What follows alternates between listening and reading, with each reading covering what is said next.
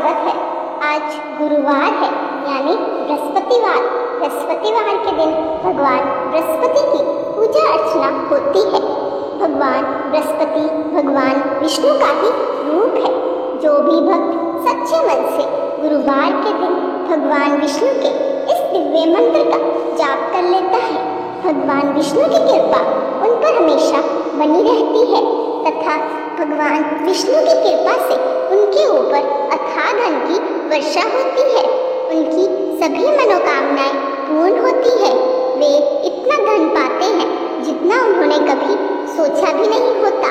भगवान की कृपा से उनके घर में खुशहाली ही खुशहाली छा जाती है, क्योंकि ये भगवान का दिव्य धन प्राप्ति, सुख देने वाला, मनोकामना पूर्ति करने वाला मंत्र है।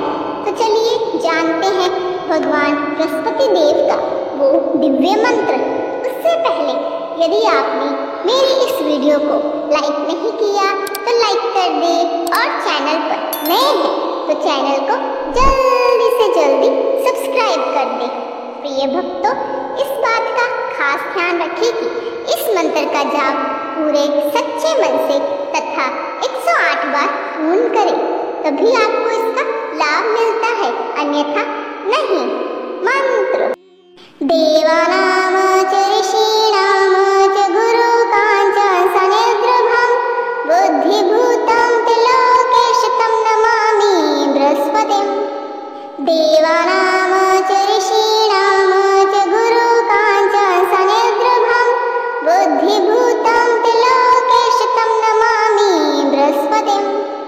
देवानाम च ऋषीणाम च गुरुकाञ्च सनिर्द्रभं बुद्धिभूतं त्रिलोकेशतं नमामि बृहस्पतिं। देवानाम च ऋषीणाम च गुरुकाञ्च सनिर्द्रभं बुद्धिभूतं त्रिलोकेशतं नमामि बृहस्पतिं। देवानाम च ऋषीणाम च गुरुकाञ्च सनिर्द्रभं बुद्धिभूतं त्रिलोकेशतं नमामि बृहस्पतिं। देवानाम च ऋषीणाम च गुरुकाञ्च सनिर्द्रभं बुद्धिभूतं त्रिलोकेशतं नमामि बृहस्पतिं। देवानाम च ऋषीणाम च गुरुकाञ्च सनिर्द्रभं बुद्धिभूतं त्रिलोकेशतं नमामि बृहस्पतिं। देवानाम च ऋषीणाम च गुरुकाञ्च सनिर्द्रभं बुद्धिभूतं त्रिलोकेशतं नमामि बृहस्पतिं। देवानाम च ऋषीणाम च गुरुकाञ्च सनिर्द्रभं बुद्धिभूतं त्रिलोकेशतं नमामि बृहस्पतिं। देवानाम च ऋषीणाम च गुरुकाञ्च सनिर्द्रभं बुद्धिभूतं त्रिलोकेशतं नमामि बृहस्पतिं। देवानाम च ऋषीणाम च गुरुकाञ्च सनिर्द्रभं बुद्धिभूतं त्रिलोकेशतं नमामि बृहस्पतिं। देवानाम च ऋषीणाम च गुरुकाञ्च सनिर्द्रभं बुद्धिभूतं त्रिलोकेशतं नमामि बृहस्पतिं। देवानाम च ऋषीणाम च गुरुकाञ्च सनिर्द्रभं बुद्धिभूतं त्रिलोकेशतं नमामि बृहस्पतिं। देवानाम च ऋषीणाम च गुरुकाञ्च सनिर्द्रभं बुद्धिभूतं त्रिलोकेशतं नमामि बृहस्पतिं। देवानाम च ऋषीणाम च गुरुकाञ्च सनिर्द्रभं बुद्धिभूतं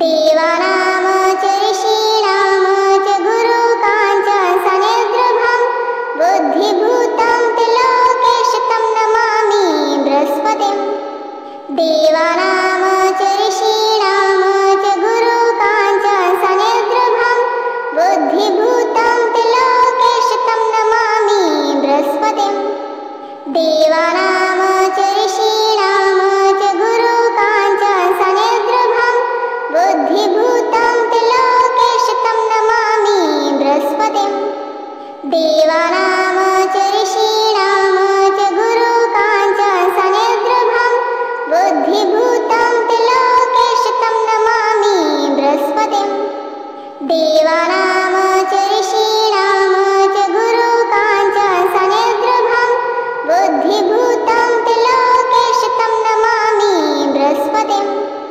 देवानां च ऋषीणां च गुरुकाञ्च सनिर्द्रभं बुद्धिभूतं त्रिलोकेशतं नमामि बृहस्पतिं देवानां च ऋषीणां च गुरुकाञ्च सनिर्द्रभं बुद्धिभूतं त्रिलोकेशतं नमामि बृहस्पतिं देवानां च ऋषीणां च गुरुकाञ्च सनिर्द्रभं बुद्धिभूतं त्रिलोकेशतं नमामि बृहस्पतिं देवानां च ऋषीणां च गुरुकाञ्च सनिर्द्रभं बुद्धिभूतं त्रिलोकेशतं नमामि बृहस्पतिं देवानां च ऋषीणां च गुरुकाञ्च सनिर्द्रभं बुद्धिभूतं त्रिलोकेशतं नमामि बृहस्पतिं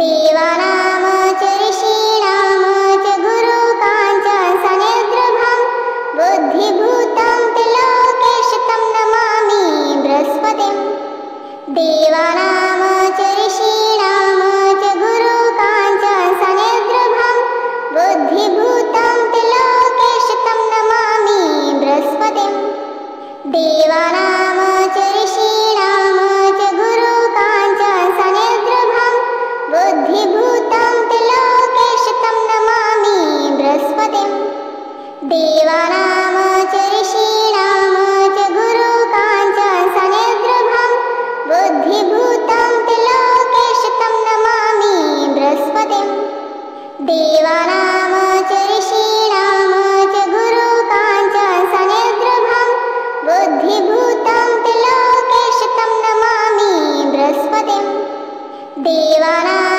च ऋषीणां च गुरुकाञ्च सनिर्द्रभं बुद्धिभूतं त्रिलोकेशतं नमामि बृहस्पतिं देवानां च ऋषीणां च गुरुकाञ्च सनिर्द्रभं बुद्धिभूतं त्रिलोकेशतं नमामि बृहस्पतिं देवानां च ऋषीणां च गुरुकाञ्च सनिर्द्रभं बुद्धिभूतं त्रिलोकेशतं नमामि बृहस्पतिं देवानां च ऋषीणां च गुरुकाञ्च सनिर्द्रभं बुद्धिभूतं त्रिलोकेशतं नमामि बृहस्पतिं देवानां च ऋषीणां च गुरुकाञ्च सनिर्द्रभं बुद्धिभूतं त्रिलोकेशतं नमामि बृहस्पतिं देवानां च ऋषीणां च गुरुकाञ्च सनिर्द्रभं बुद्धिभूतं त्रिलोकेशतं नमामि बृहस्पतिं देवानां च ऋषीणां च गुरुकाञ्च सनिर्द्रभं बुद्धिभूतं त्रिलोकेशतं नमामि बृहस्पतिं देवानां च ऋषीणां च गुरुकाञ्च सनिर्द्रभं बुद्धिभूतं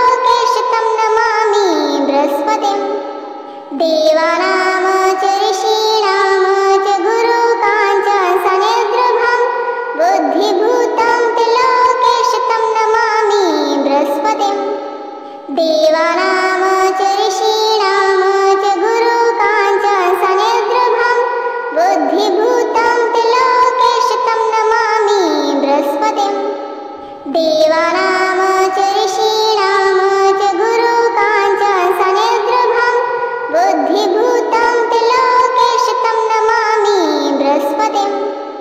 देवानां च ऋषीणां च गुरुकाञ्चनसनिर्भं बुद्धिभूतं त्रिलोकेश तं नमामि बृहस्पतिं। देवानां च ऋषीणां च गुरुकाञ्चनसनिर्भं बुद्धिभूतं त्रिलोकेश तं नमामि बृहस्पतिं। देवानां च ऋषीणां च गुरुकाञ्चनसनिर्भं बुद्धिभूतं त्रिलोकेश तं नमामि बृहस्पतिं। देवानां च ऋषीणां च गुरुकाञ्चनसनिर्भं बुद्धिभूतं त्रिलोकेश तं नमामि बृहस्पतिं। देवानां च ऋषीणां च गुरुकाञ्चनसनिर्भं बुद्धिभूतं त्रिलोकेश तं नमामि बृहस्पतिं। देवानां च ऋषीणां च गुरुकाञ्चनसनिर्भं बुद्धिभूतं त्रिलोकेश तं नमामि बृहस्पतिं। देवानां च ऋषीणां च गुरुकाञ्चनसनिर्भं बुद्धिभूतं त्रिलोकेश तं नमामि बृहस्पतिं। देवानां च ऋषीणां च गुरुकाञ्चनसनिर्भं बुद्धिभूतं त्रिलोकेश तं नमामि बृहस्पतिं। देवानां च ऋषीणां च गुरुकाञ्चनसनिर्भं बुद्धिभूतं त्रिलोकेश तं नमामि बृहस्पतिं। देवानां च ऋषीणां च गुरुकाञ्चनसनिर्भं बुद्धिभूतं त्रिलोकेश तं नमामि बृहस्पतिं। देवानां च ऋषीणां च गुरुकाञ्चनसनिर्भं बुद्धिभूतं त्रिलोकेश तं नमामि बृहस्पतिं। देवानां च ऋषीणां च गुरुकाञ्चनसनिर्भं बुद्धिभूतं त्रिलोकेश तं नमामि बृहस्पतिं। देवानां च ऋषीणां च गुरुकाञ्चनसनिर्भं बुद्धिभूतं त्रिलोकेश तं नमामि बृहस्पतिं। देवानां च ऋषीणां च गुरुकाञ्चनसनिर्भं बुद्धिभूतं त्रिलोकेश तं नमामि बृहस्पतिं। देवानां च ऋषीणां च गुरुकाञ्चनसनिर्भं बुद्धिभूतं त्रिलोकेश तं नमामि बृहस्पतिं। देवानां च ऋषीणां च गुरुकाञ्चनसनिर्भं बुद्धिभूतं त्रिलोकेश तं नमामि बृहस्पतिं। देवानां च ऋषीणां च गुरुकाञ्चनसनिर्भं बुद्धिभूतं त्रिलोकेश तं नमामि बृहस्पतिं। देवानां च ऋषीणां च गुरुकाञ्चनसनिर्भं बुद्धिभूतं त्रिलोकेश तं नमामि बृहस्पतिं। देवानां च ऋषीणां च गुरुकाञ्चनसनिर्भं बुद्धिभूतं त्रिलोकेश तं नमामि बृहस्पतिं। देवानां च ऋषीणां च गुरुकाञ्चनसनिर्भं बुद्धिभूतं त्रिलोकेश तं नमामि बृहस्पतिं। देवानां च ऋषीणां च गुरुकाञ्चनसनिर्भं बुद्धिभूतं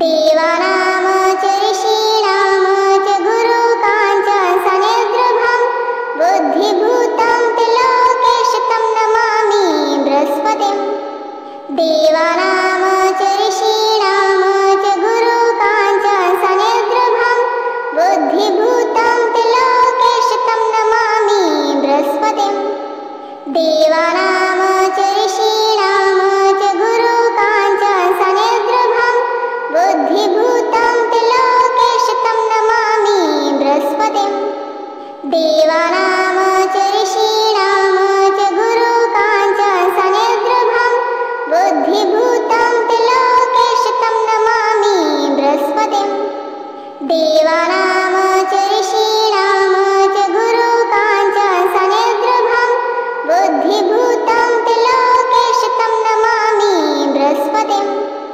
देवानां च ऋषीणां च गुरुकाञ्च सनिर्द्रभं बुद्धिभूतं त्रिलोकेशतं नमामि बृहस्पतिं देवानां च ऋषीणां च गुरुकाञ्च सनिर्द्रभं बुद्धिभूतं त्रिलोकेशतं नमामि बृहस्पतिं देवानां च ऋषीणां च गुरुकाञ्च सनिर्द्रभं बुद्धिभूतं त्रिलोकेशतं नमामि बृहस्पतिं देवानां च ऋषीणां च गुरुकाञ्च सनिर्द्रभं बुद्धिभूतं त्रिलोकेशतं नमामि बृहस्पतिं देवानां च ऋषीणां च गुरुकाञ्च सनिर्द्रभं बुद्धिभूतं त्रिलोकेशतं नमामि बृहस्पतिं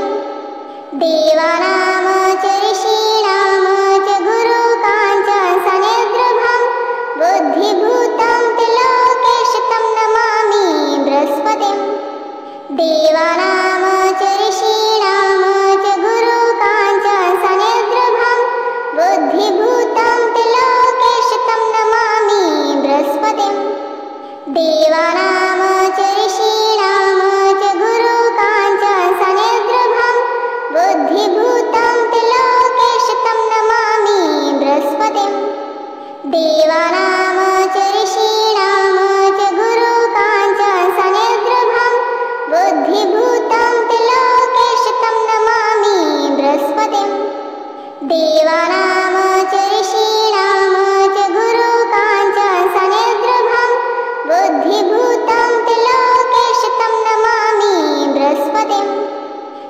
देवानां च ऋषीणां च गुरुकाञ्च सनिर्द्रभं बुद्धिभूतं त्रिलोकेशतं नमामि बृहस्पतिं देवानां च ऋषीणां च गुरुकाञ्च सनिर्द्रभं बुद्धिभूतं त्रिलोकेशतं नमामि बृहस्पतिं देवानां च ऋषीणां च गुरुकाञ्च सनिर्द्रभं बुद्धिभूतं त्रिलोकेशतं नमामि बृहस्पतिं देवानां च ऋषीणां च गुरुकाञ्च सनिर्द्रभं बुद्धिभूतं त्रिलोकेशतं नमामि बृहस्पतिं देवानां च ऋषीणां च गुरुकाञ्च सनिर्द्रभं बुद्धिभूतं त्रिलोकेशतं नमामि बृहस्पतिं देवानां च ऋषीणां च गुरुकाञ्च सनिर्द्रभं बुद्धिभूतं त्रिलोकेशतं नमामि बृहस्पतिं देवानां च ऋषीणां च गुरुकाञ्च सनिर्द्रभं बुद्धिभूतं त्रिलोकेशतं नमामि बृहस्पतिं देवानां च ऋषीणां च गुरुकाञ्च सनिर्द्रभं बुद्धिभूतं त्रिलोकेशतं नमामि बृहस्पतिं देवानां च ऋषीणां च गुरुकाञ्च सनिर्द्रभं बुद्धिभूतं त्रिलोकेशतं नमामि बृहस्पतिं देवानां च ऋषीणां च गुरुकाञ्च सनिर्द्रभं बुद्धिभूतं त्रिलोकेशतं नमामि बृहस्पतिं देवानां च ऋषीणां च गुरुकाञ्च सनिर्द्रभं